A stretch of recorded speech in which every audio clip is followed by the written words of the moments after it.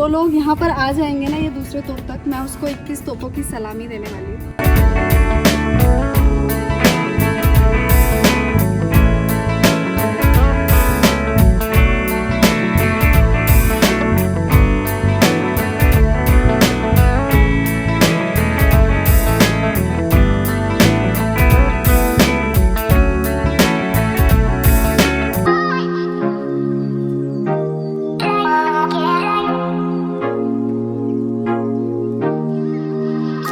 Hello friends, welcome back to my channel again. मैं रश्मि प्रिया एक बार फिर से स्वागत करती हूँ आप सभी का मेरे चैनल रश्मि प्रिया व्लॉग्स में। तो कैसे हैं आप सब? ठीक है, आशा करती हूँ कि आप सभी स्वस्थ और मस्त होंगे। तो दोस्तों, मैं हूँ अभी CSMT रेलवे स्टेशन के बाहर एंड मैं जा रही हूँ Elephanta caves. And Elephanta caves जाने के लिए मुझे यहाँ से जाना होगा gateway of India. CSMT railway station से गेटवे ऑफ इंडिया 3 किलोमीटर के डिस्टेंस पे है, तो मैं बस से जाने वाली हूँ गेटवे ऑफ इंडिया। एंड जो बस है मुझे पास में ही बस स्टेशन है, वहां से मिल जाएगी। तो कौन सी बस यहाँ से गेटवे ऑफ इंडिया जाती है, बस का क्या टिकट प्राइस है, प्लस इस जगह से जुड़ी मुख्य जानकारी मैं आपको ब्लॉग में ही समय समय पर देती रहूंगी। तो ब्लॉग को एंड तक जरूर देखिएगा। एंड जो लोग चैनल पर नए हैं, अभी मेरा ब्लॉग देख रहे हैं, प्लीज मेरे चैनल को सब्सक्राइब जरूर करें और अपने दोस्तों के साथ शेयर भी करें। तो चलिए शुरू करते हैं एलिफेंटा केव्स का हमारा ये सफर एंड चलते हैं gateway of India. Let's go.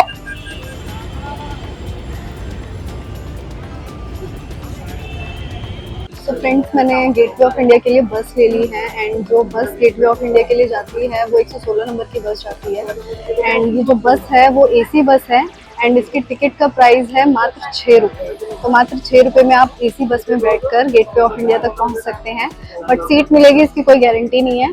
And दूसरा ये कि ये बस थोड़ा टाइम लेट आती है, तो ये बस मिलने में आपको थोड़ा सा टाइम लग सकता है। तो चलिए अब सीधा मिलते हैं गेटवे ऑफ इंडिया पे।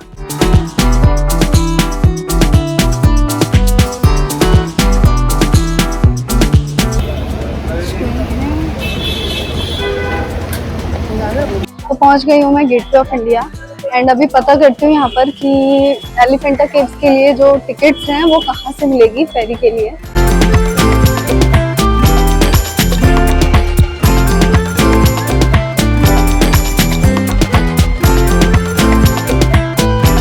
तो ये बस से आप सामने उतरेंगे एंड इस तरफ है टिकट काउंटर।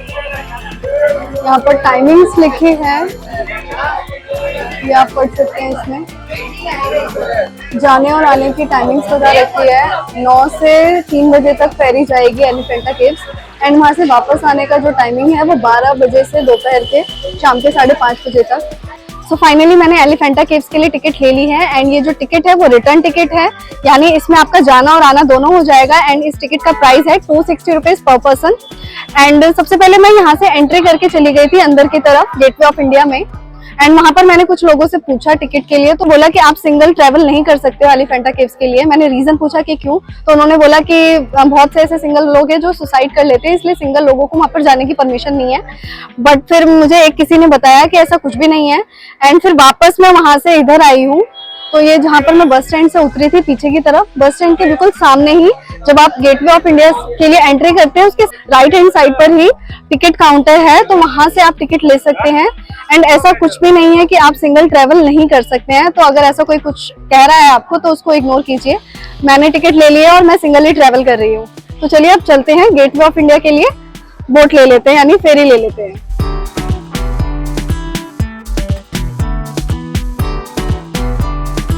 वाओ, बहुत अच्छी जगह है, लोगों को मजा आता होगा।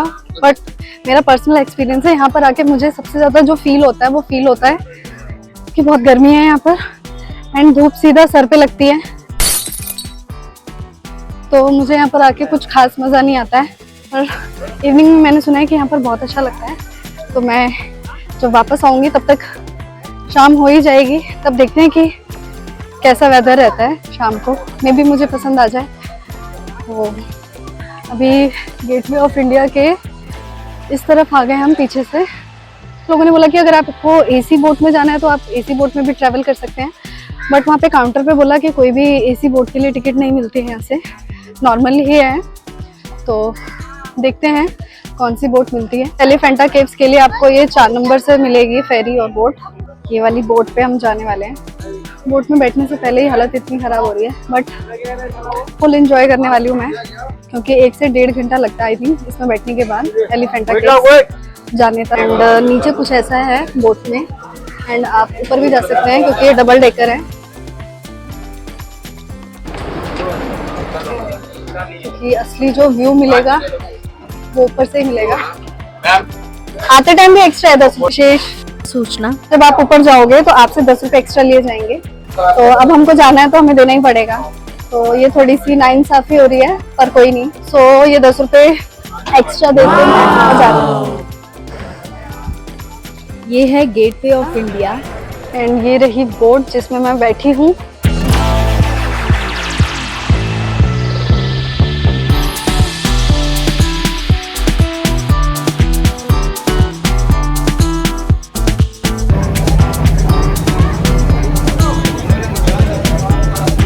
तो बोट में मैं बैठ गई हूँ एंड बोट तभी चलेगी जब ये पूरी भर जाएगी। तो वेट कर रहे हैं कि बोट कब भरेगी। एंड बहुत ज़्यादा गर्मी है, यहाँ पर आए हैं तो अपने साथ पानी ज़रूर लेके आए, कैप लेके आए, ग्लासेस लेके आए, जो भी लेके आना है लेके आए धूप से बचने के लिए।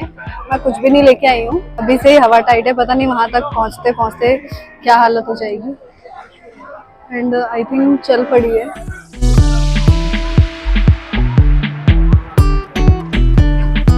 तो फाइनली चल पड़ी है बोट एंड मजा आ रहा है।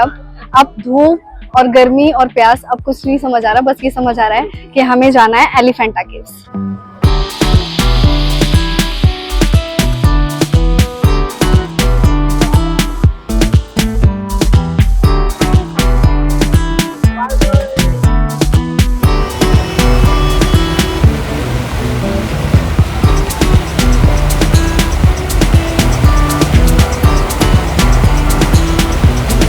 ये हम अरब सागर में हैं अभी। बहुत सुंदर नज़ारा है, मैं बैक कैमरा से आपको दिखाती हूँ।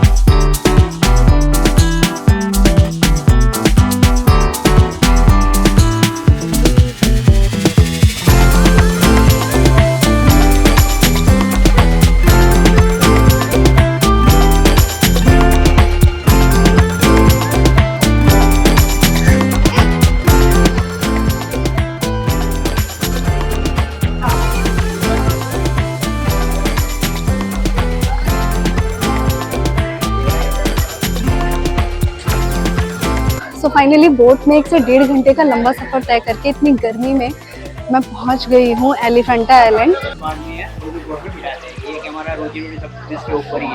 नहीं, गाइड तो नहीं चाहिए, मैं थैंक यू। उतरेंगे ऐसे बोट से एंड यहाँ पर आपको कुछ ऐसे स्टॉल्स दिखाई देंगे, तो आप अपना कुछ भोजन कर सकते हैं। सो यहाँ पर मैं बोट से उतरी हूँ एंड यहाँ से एलिफेंटा केव्स अप्रॉक्स 1 किलोमीटर के डिस्टेंस पर है। तो मैं पैदल बिल्कुल नहीं जाना चाहती हूँ क्योंकि बहुत ज़्यादा गर्मी है। एंड अगर आप लोग भी पैदल नहीं जाना चाहते हैं तो यहाँ से मिनी ट्रेन चलती है, आप उसमें बैठ के जा सकते हैं, जिसके लिए ये मिनी ट्रेन के लिए टिकट काउंटर है, आपको यहाँ से टिकट मिल जाएगी। एंड मैंने टिकट ले ली है, टिकट का प्राइस है मात्र 18 रुपये, इसमें जाना आना दोनों हो जाएगा। तो मैं तो यही सजेस्ट करूँगी कि आप लोग मिनी ट्रेन के लिए टिकट ले लें। एंड अगर वेदर अच्छा है तो आप लोग वॉक करके भी जा सकते हैं, 1 किलोमीटर इतना ज़्यादा नहीं है, पर अभी बहुत ज़्यादा गर्मी है इसलिए मैं जा रही हूँ मिनी ट्रेन से। एंड ये रही ट्रेन, तो मैं जा रही हूँ, फटाफट चल रही है स्पेस है, इसमें बैठ सकते हैं, सॉरी बैठ गई। हुल्ली हुल्ली साजना धीरे धीरे बालमा ओ हो जरा हल्ले हल्ले चलो मोरे साजना।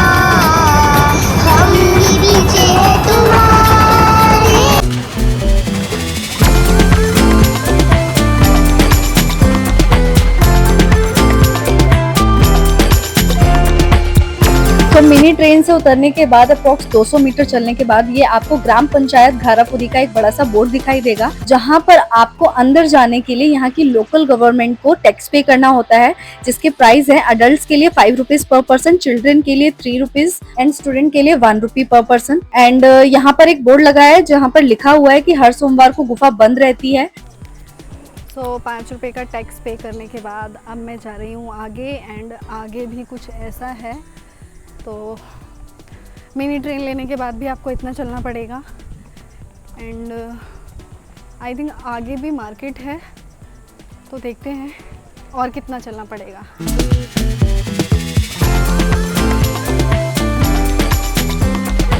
मुझे नहीं लगता कि मिनी ट्रेन लेने का कोई फ़ायदा हुआ है।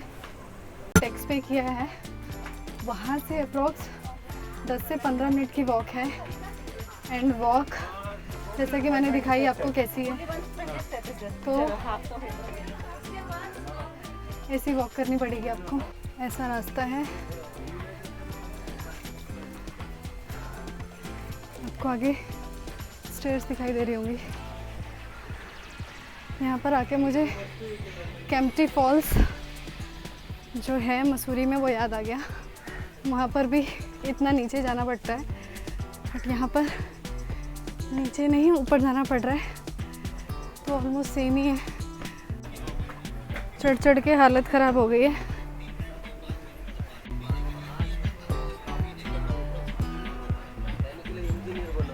वैष्णो देवी की चढ़ाई याद आ गई मुझे तो, पर उसमें मज़ा आता है, इसमें मुझे बिल्कुल मज़ा नहीं आ रहा। एंड जो लोग यहाँ पर व्लॉग देख के आते हैं, मैं उन लोगों को यही सजेस्ट करूँगी, यही बोलूँगी कि प्लीज़ जिसको सांस की प्रॉब्लम है वो थोड़ा सोच समझ के आए यहाँ पर, क्योंकि काफ़ी लंबा चढ़ना पड़ सकता है आपको ऊपर तक। बैंड बज गई है, चढ़ चढ़ के सांस फूल रही है। मैं 5 मिनट के लिए रुक गई हूँ, 5 मिनट रेस्ट करूँगी फिर चलूँगी। बहुत ऊपर है, प्लस जो स्टेयर्स है ना वो काफ़ी ज़्यादा हाइट पे है, एक सीढ़ी बहुत ऊंची ऊंची है।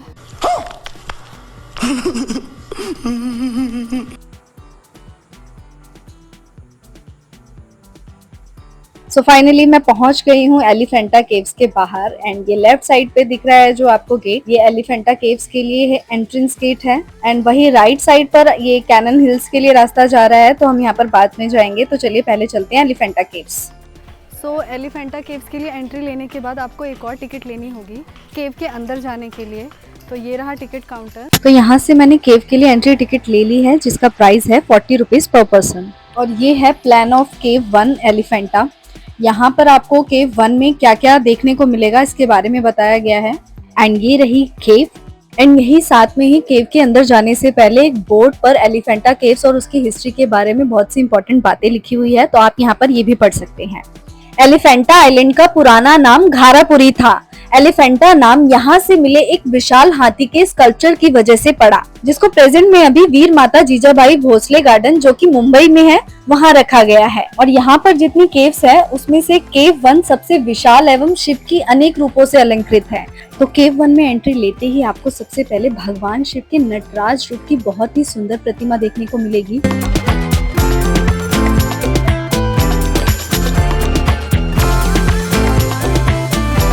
और वहीं द्वार की दूसरी तरफ ये ध्यान करते हुए शिव के महायोगी रूप की प्रतिमा नजर आएगी।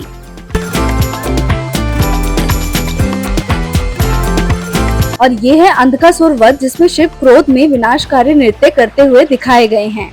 एलिफेंटा आइलैंड की मूर्तियों को पुर्तगालियों ने 16वीं शताब्दी में खंडित किया था, क्योंकि इन्हें उनकी धार्मिक और सांस्कृतिक मान्यताओं के खिलाफ समझा गया था। केव 1 में आपको इन सुंदर नक्काशियों और मूर्तियों से सुसज्जित एक गर्भगृह नजर आएगा, जिसमें भगवान शिव का एक विशाल शिवलिंग स्थापित है।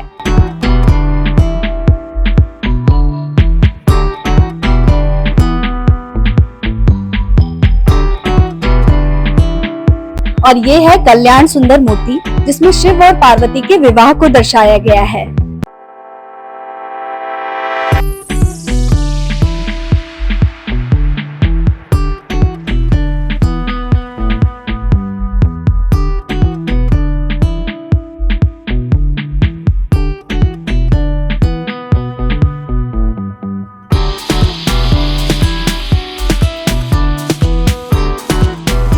और ये है त्रिमूर्ति, जो कि एलिफेंटा में शाश्वत शिव की सर्वोच्च कलात्मक कृति है।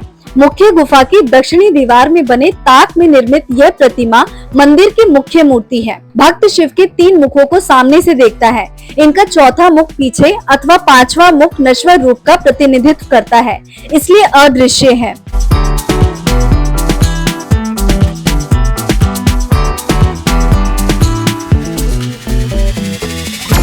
और ये है अर्धनारीश्वर शिव, जिसमें शिव स्वयं को एक उभयलिंगी के रूप में प्रकट करते हैं।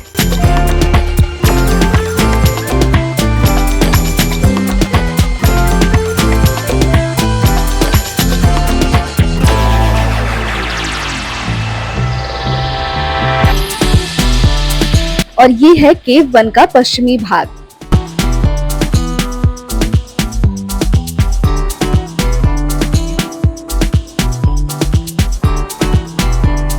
एलिफेंटा के इन गुफाओं का निर्माण एक बड़े से पहाड़ को फोड़कर और कार्विंग करते हुए किया गया था, और इन गुफाओं की खूबसूरती को देखते हुए सन 1987 में यूनेस्को द्वारा इसे वर्ल्ड हेरिटेज साइट घोषित किया गया। मुख्य गुफा के साथ में ही एक और छोटी गुफा है, जहां पर प्रवेश करते ही आपको 2 बड़े शिव द्वारपाल की प्रतिमा दिखाई देगी, और जहां पर भगवान शिव का एक मंदिर बनाया हुआ है, जहां पर एक बड़ा सा शिवलिंग है।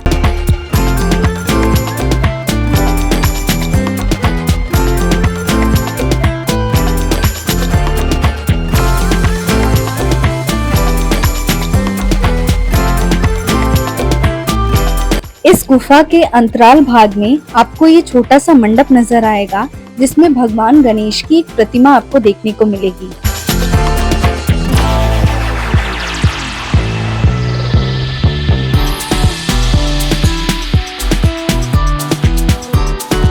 एलिफेंटा केव्स की वास्तुकला भारतीय स्थापत्य कला का एक महत्वपूर्ण उदाहरण है। चट्टानों को काटकर बनाई गई इन एलिफेंटा केव्स का निर्माण लगभग 5वीं से 6ठी शताब्दी ईस्वी के बीच में किया गया था।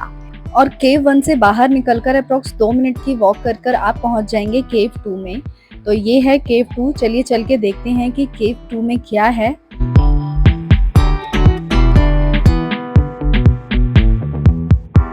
केव 2 में ऐसा मुझे कुछ खास देखने को नहीं मिला। एक्चुअली इस केव की हालत बहुत ज्यादा खराब हो चुकी है, एंड इस केव में 3 कक्ष हैं, जो आई थिंक उस समय में मेडिटेशन के लिए बनाए गए होंगे। और केव 2 के बाद अब चलते हैं केव 3 की ओर, जो कि बिल्कुल पास में ही है। इस गुफा में एक पंक्ति में 3 कक्ष हैं, जिनमें से मध्य का कक्ष सबसे बड़ा एवं मंदिर है। गुफा के सम्मुख ऊंचे विशाल स्तंभों पर आधारित बरामदा है, जिनका संरक्षण भारतीय पुरातत्व सर्वेक्षण ने किया था। और ये है केव 4, जो कि पूरी तरह से खंडित हो चुकी है। इस खंडित गुफा में पिछली दीवार में 4 और बाईं में 1 कक्ष है, जिनके सामने एक समृद्ध लंबा बरामदा है। इस गुफा के अंदर भी भगवान शिव का एक मंदिर है। गुफा का सामने का भाग अत्यंत खंडित हो चुका है।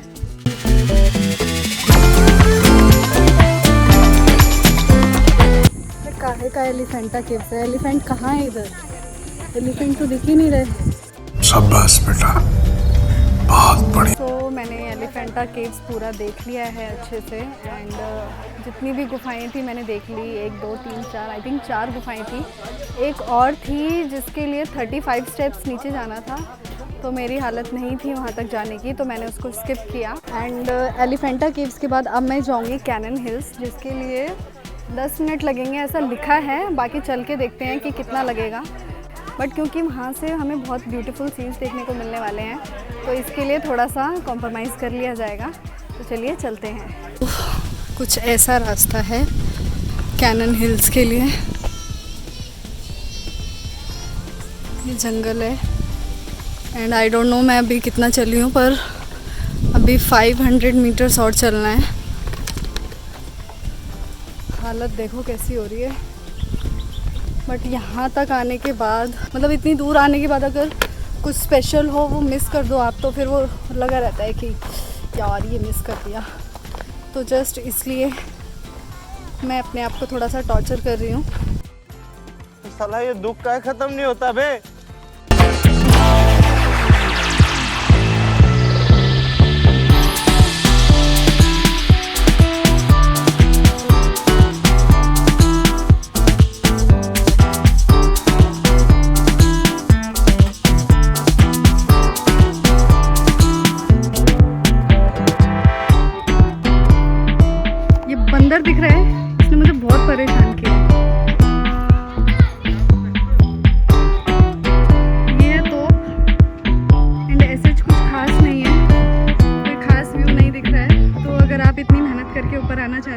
सोच लें। बस ये है। तो पहली तोप देखने के बाद 5 मिनट और थोड़ा सा ऊपर चल के ये आपको दूसरी तोप देखने को मिलेगी। चले आओ, जिसके लिए इतनी मेहनत की आज मैं वो आप सबको दिखाऊंगी।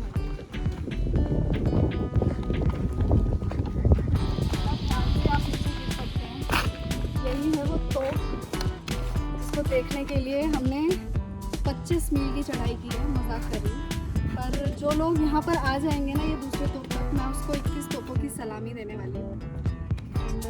तोप को थोड़ा घुमा के दिखाइए कैमरामैन।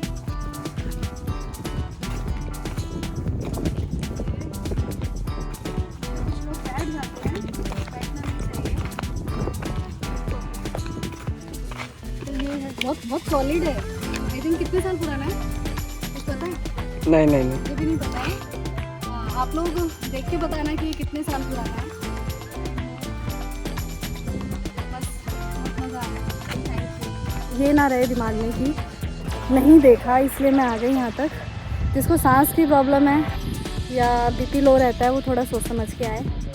इतनी गर्मी में तो बिल्कुल ना आए, और आए तो अपने साथ पानी की बोतल रखें। एंड बोतल रखें तो बैग के अंदर रखें, बाहर मत रखें। मैंने बाहर रखा हुआ था, बाहर जो साइड चेन होती है, तो वो मंकी ने छीन लिया। एंड हालत हो रही है ख़राब। यहाँ तक आ तो गई हूँ, अब जाने की हिम्मत नहीं हो रही है, पर जाना तो पड़ेगा ही।